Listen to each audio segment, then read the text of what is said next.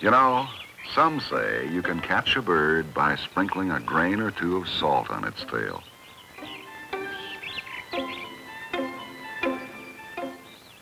Well, maybe not. But you can do just about everything else with it. You can shake it. You can throw it around. It's in the food you eat and in the clothes you wear. It clears ice from the street.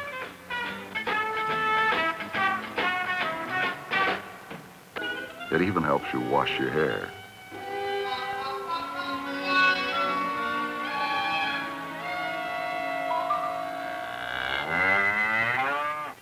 It's on the farm, in industry. It's everywhere. It's ordinary. It's common. It's plentiful, too.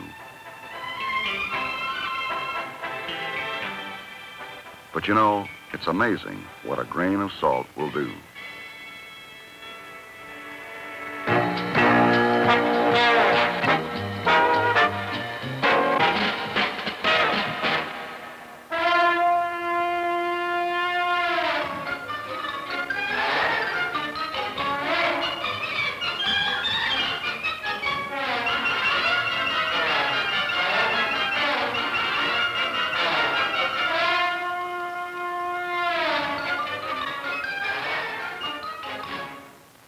Take the word salad. It comes from the Latin sal, which means salt. Need something, does it? Well, with a grain of salt, we season our salads.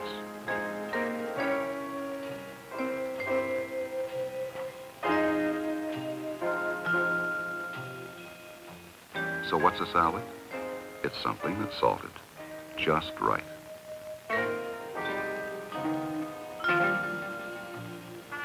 And celery, that word, too, comes from this mineral, because Imperial Rome paid its soldiers with salarium, salt. So valuable that slaves were traded for it, and wars were fought to get it. Salt has always been as essential to life on Earth as, well, sunlight itself.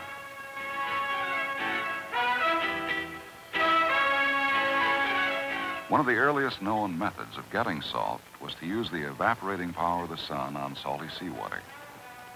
This technique of solar evaporation is still used, but today the process is scientifically planned and controlled. Water from a saltwater source is pumped into concentrating ponds. The sun and the wind do their work.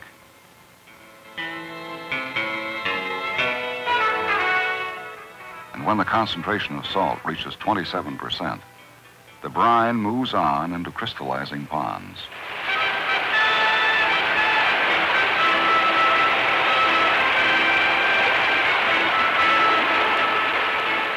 The sun works some more.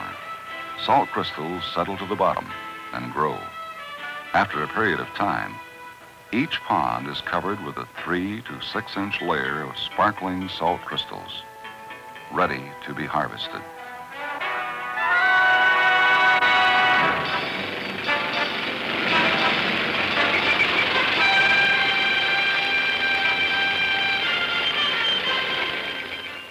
Like giant razors, these machines shave away and pick up the salt from the top of the bed.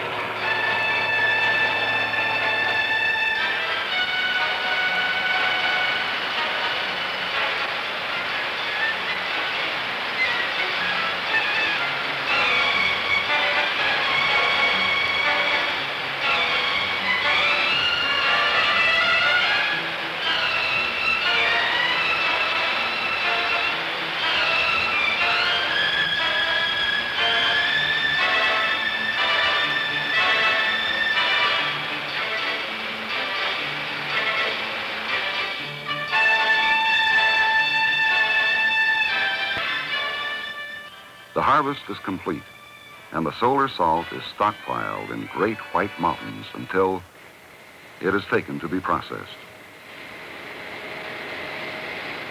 First, the salt is washed.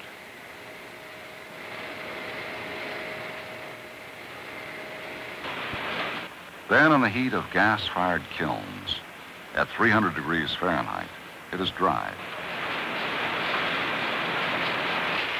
From here, the salt goes on for further processing to produce various commercial grades of pure solar salt. There is enough salt in the sea waters of the world to make 14 continents the size of Europe out of solid salt. But not everyone has a salty sea and sunlight in his backyard. And it may be more economical and efficient for some people to get their salt from underground mines. The salt here is the gift of a shallow, warm, forgotten sea of some 400 million years ago. The sea evaporated and left vast beds of salt, which in time became buried beneath the soil and rock. Some of the beds located in the southern states are as much as 6 miles deep. Giant domes of salt that are excavated and transformed into shimmering palaces beneath the earth.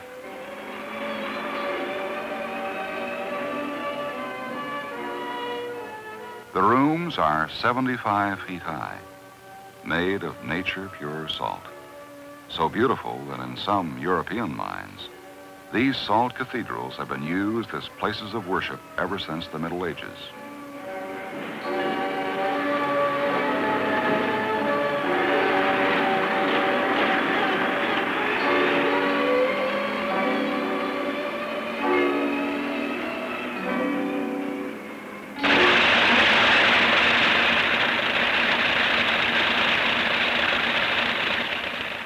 The mining operation begins by undercutting the base of a wall of salt.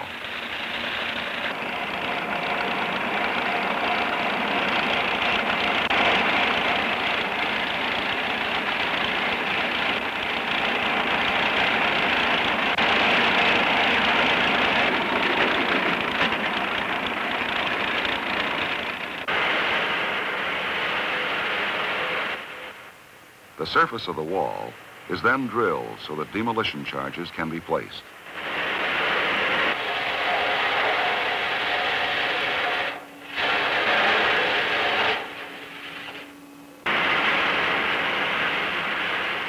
In some cases, vertical drills are used, sinking their bits some 60 feet down to the base of the wall.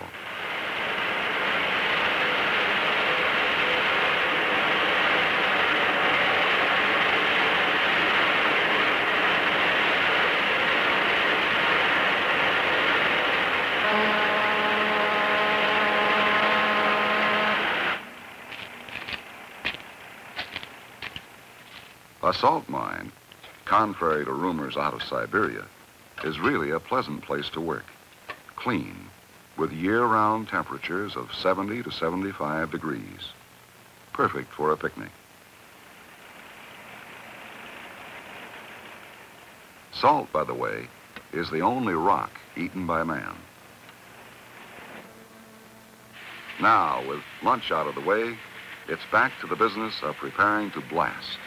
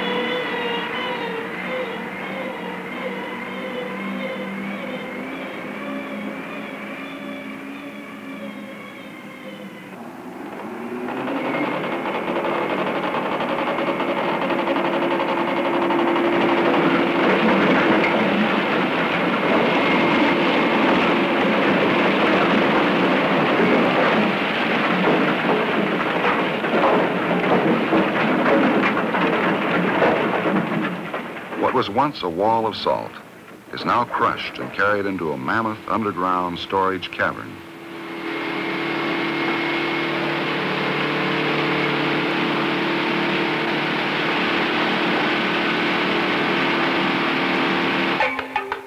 After refining, some of this rock salt goes on to be packaged for specific uses.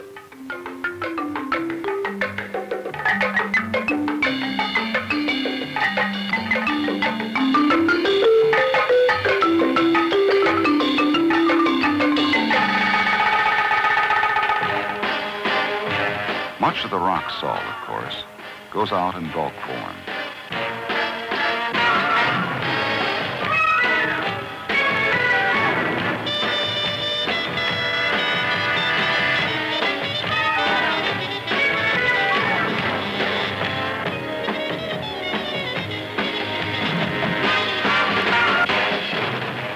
The color was picked up when Prussian blue was added to keep the salt from caking.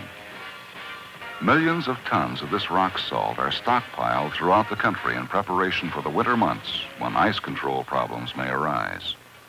Millions of tons taken from mines deep in the earth to serve the needs of man.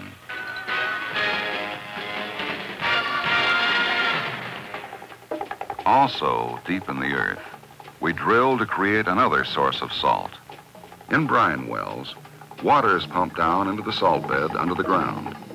The salt dissolves in the water, forming a brine. The brine is then pumped back up to the surface, where it is scientifically treated to remove impurities.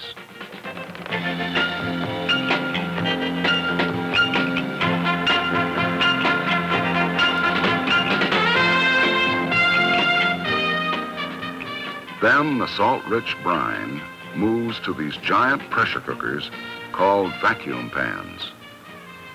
Here the brine boils. The water evaporates and pure salt crystals are formed.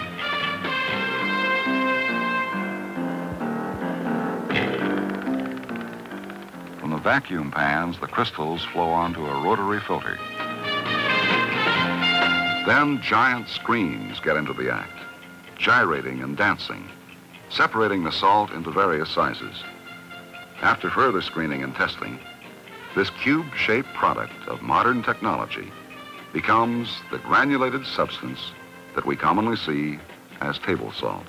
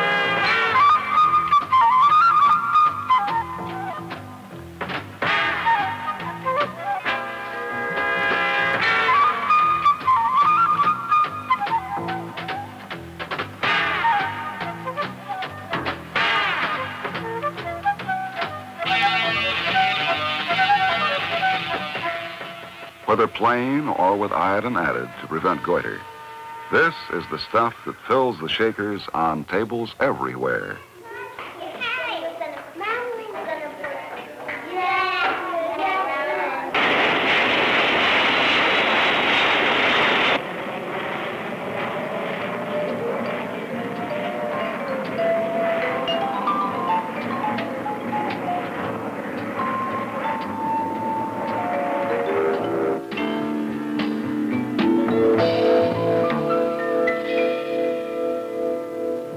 Table salt is, oh, but wait. Maybe you don't like ordinary table salt for everything. What's your problem? You're in the pretzel business. And ordinary salt won't stick too well, will it? Try this special pretzel salt.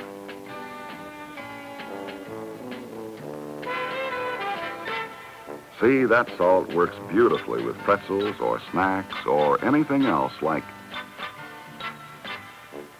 well, no, not potato chips. No, you see, potato chips take an altogether different salt. This specially designed machine is meticulously spreading a specially designed salt called dendritic.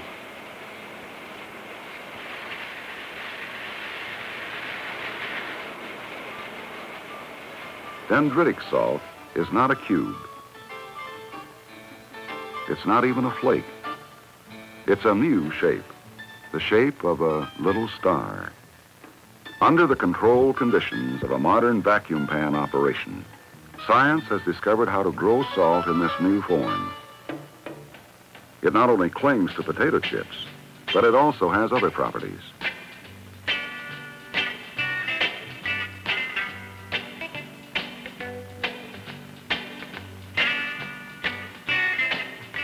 Have you ever tasted cheese that's unevenly salted?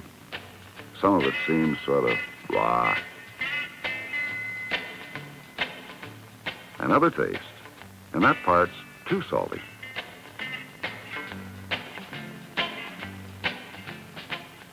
Now, with dendritic salt, this problem is taken care of because dendritic blends smoothly and evenly. The salt is uniformly distributed so that it fully enhances that marvelous cheese flavor. Dendritic salt is ideal for the dairy industry and a lot of other food industries, too. You see, salt is not just salt. Oh, to begin with, it is. Whether it comes from solar evaporation or mines or brine wells, it's all sodium chloride, salt. But when 20th century know-how takes over, salt becomes a great problem solver. Here's a problem, and what a problem it can be.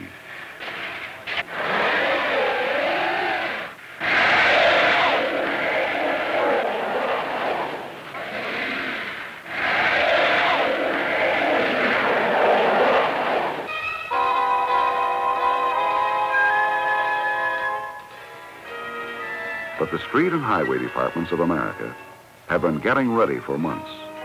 Their major weapon is salt, of course.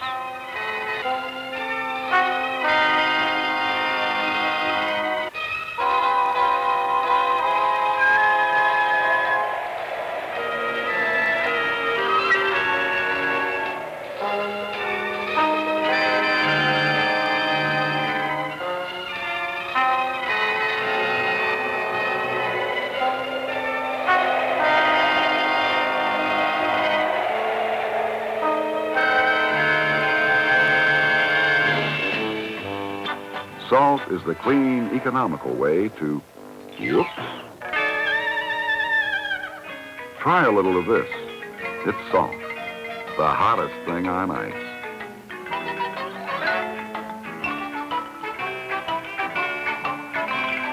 Puts a spring in your step, doesn't it?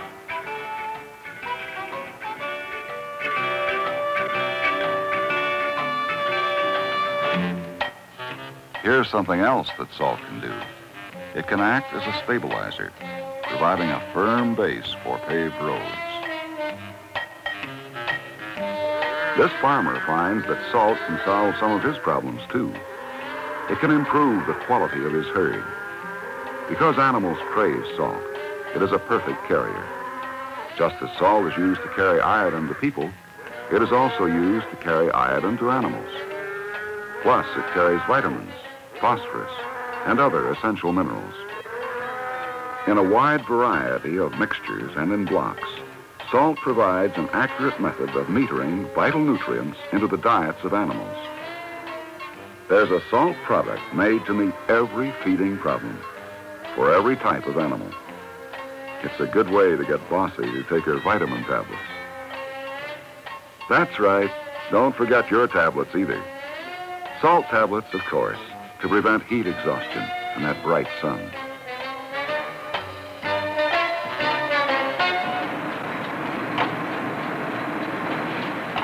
Here are some other salt tablets. This machine is producing them at the rate of 1,000 a minute.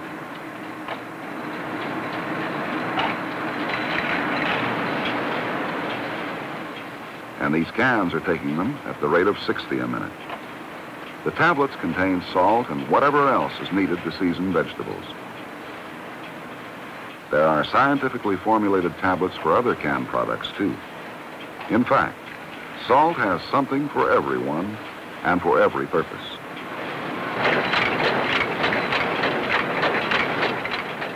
This canned corn gets its salt in a very unusual way. It's squirted in the form of brine from this machine. Each can gets just the proper dose to give corn eaters just the proper flavor.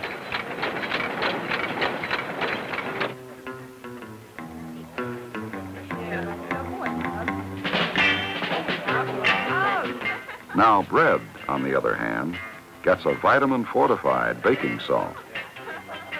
Meat gets a special meat processing salt. And margarine, well, margarine, like peanut butter and salad dressing and many other foods, has a particularly delicate flavor balance. The flavor is so delicate that the salt in one of these products cannot contain even the slightest traces of copper or iron. These impurities will change the flavor of foods, and they will also change the color of a flame. Copper turns the flame green.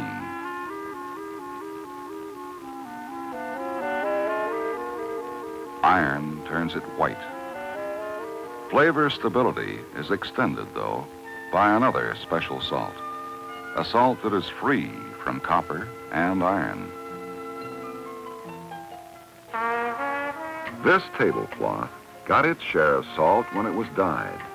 Whether it's yellow or red or any color, salt brightens our lives by helping to distribute dye over many different kinds of materials, evenly, flawlessly, colorfully, and beautifully.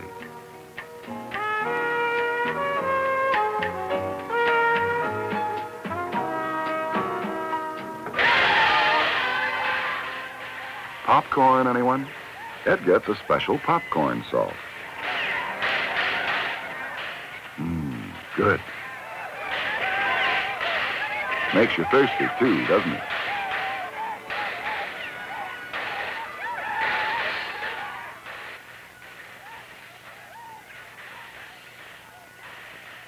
How's the water? Cold? Right from a well, huh? Well, that's all right to drink, but lousy to wash in. Well, ask your wife. There she is, poor woman, pouring in more and more soap, just trying to get some suds. The problem is hard water. A water softener fixes it, though, and a water softener takes its salt in the form of little pellets. These salt pellets regenerate the water softener through a chemical process whereby the hard minerals in the water are exchanged for the sodium in the salt. Some salt-based products also help to remove iron from the water. The ultimate result? Elegant luxury.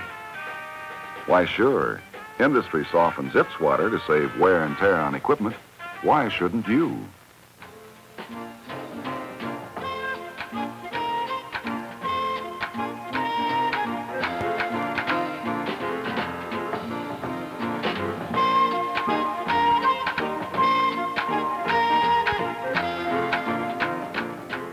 Thanks to salt, it's a clean, soft water life every day. And thanks to salt, it's a dynamic life, too.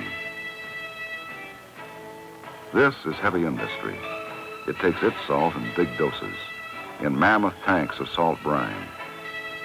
Run an electric current through the sodium chloride solution, and an industrial revolution begins.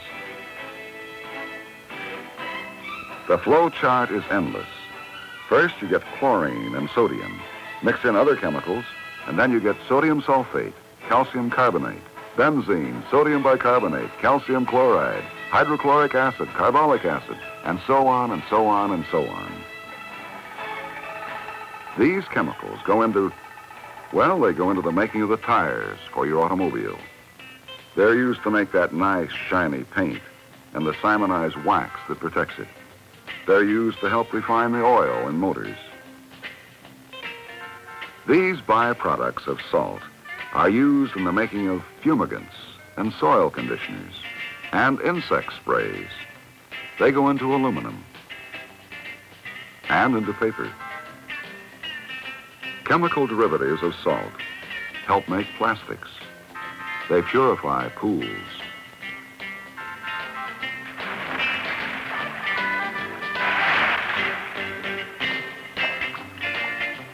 They're in glass, carbonated beverages, cellophane, and, well, you get the point. Salt is a keystone of modern industry. In more than 14,000 ways, it contributes to the good things that we all enjoy. From the sea and from the earth.